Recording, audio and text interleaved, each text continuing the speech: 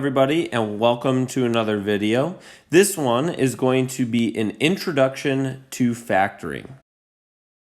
In one of my other videos on foiling, we started talking about binomials. And remember, a binomial could look something like x plus 3. Because it has two terms. That's what that bi stands for in binomial. Then in our FOIL video, which remember FOIL is F-O-I-L, and that stands for first, outside, inside, last. And we were using FOIL when we were multiplying two binomials. So maybe we'll add another one, x plus 6. And when we went ahead and FOILed this, we got an answer, x squared plus 9x plus 18. And if you want to review that, you can go back and watch my video on foiling.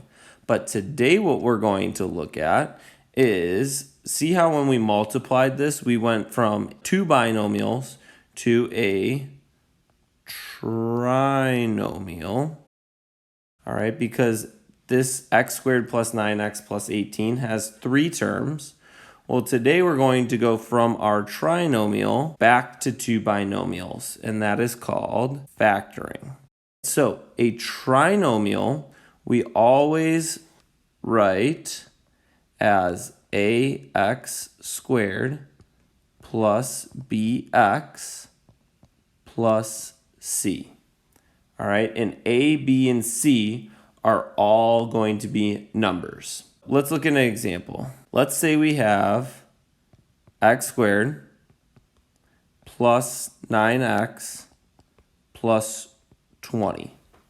And we want to factor this. So we want to change this to be two binomials. Well, we have some steps that we're going to follow. So first of all, let's label our a, b, and c value. Notice there is no number that comes before your x squared, but there's really a 1 there because we know we have 1x squared. So that's going to be our a value. Our b value is going to be 9, and our c value is going to be 20. Our first step is going to be to take our a value times our c value. We want to do a times c, or in this case, it would be 1 times 20, which gives us 20. This second step, I like to teach the x method. So not all teachers teach it the same way, but I see students like this way. So I draw a big X. We want to multiply, to that number that we just got right here. So in this case, 20. And remember, we got that from doing a times c. We're going to add on the bottom to our b value, which in this case is 9. So remember, that would be our b value. Now to fill out the other two parts of this x, we have to think of two numbers that multiply to 20 and add to 9. So my next step is I'm going to write out the factors of 20. So numbers that multiply to get you 20. So I'll draw a little t-chart. So two numbers that multiply to 20. Well, 1 times 20 is probably the easiest one. We could do 2 times 10.